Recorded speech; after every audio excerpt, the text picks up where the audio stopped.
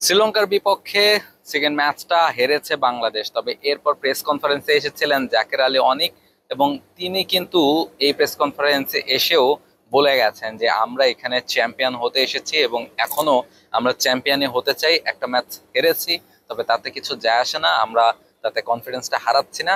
আমরা পরের ম্যাচটা আফগানিস্তানের বিপক্ষে জয়ের জন্য খেলবো এবং আমরা এখানে চ্যাম্পিয়ন হওয়ার জন্যই খেলতে এসেছি। আমরা শুধু অংশগ্রহণ করার জন্য খেলতে আসেনি।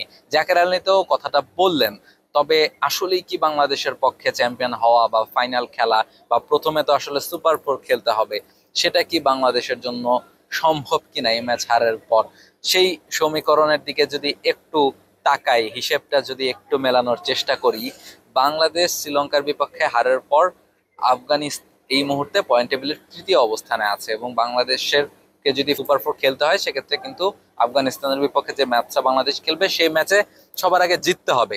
আর এটা ওইটা না, কাপড় ধোয়ার একটাই সলিউশন, চাকা অনেক।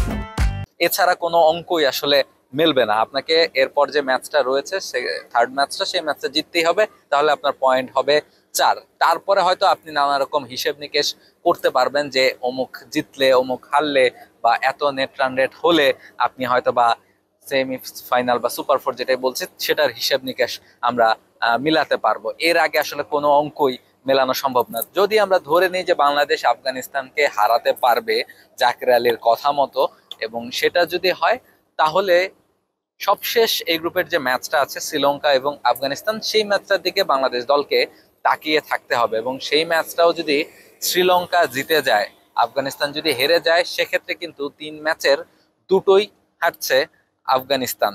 এবং আফগানিস্তান যদি শ্রীলঙ্কার বিপক্ষে হেরে যায় সেক্ষেত্রে শ্রীলঙ্কার পয়েন্ট হবে 2। সেক্ষেত্রে নেট রান রেট হয়তোবা খুব একটা ম্যাটার করবে না, যেহেতু বাংলাদেশের পয়েন্ট 4, শ্রীলঙ্কার পয়েন্টও সেক্ষেত্রে 4 হয়ে যাবে এবং বাংলাদেশের পয়েন্ট হবে 4। শ্রীলঙ্কা যদি হংকং এর সাথেও জিতে সেক্ষেত্রে শ্রীলঙ্কার পয়েন্ট হবে 6, ফলে শ্রীলঙ্কা সেক্ষেত্রে গ্রুপ চ্যাম্পিয়ন হয়ে সুপার ফোর খেলতে পারবে এবং বাংলাদেশ সেক্ষেত্রে 4 পয়েন্ট নিয়ে 2 নম্বর পজিশনে থেকে সুপার ফোর খেলতে পারবে। তবে এইসব সমীকরণ মেলানো আসলে টু আর্লি।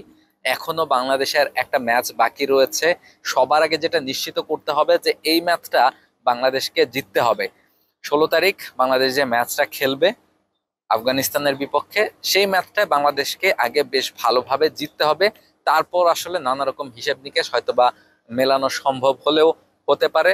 সেক্ষেত্রে ভাগ্যের দিকে অন্য দলগুলোর উপর বাংলাদেশের তাকিয়ে থাকতে হবে। তার আগে নিজেদের যে কাজটা, সেই কাজটা ঠিকঠাক মাঠে করতে হবে জাকের আলী অনিকদের। তাহলেই হয়তোবা প্রেস কনফারেন্সে যে চ্যাম্পিয়ন হওয়ার স্বপ্নের কথা তিনি আজও বললেন শ্রীলঙ্কার বিপক্ষে হারের পরও, সেই স্বপ্নের পথে বাংলাদেশ অন্তত টিকে থাকতে পারবে। আবুধাবি থেকে রাহুল রায়, জি sports. For more updates, subscribe to our YouTube channel and click on the bell icon. Follow us on Facebook and Instagram.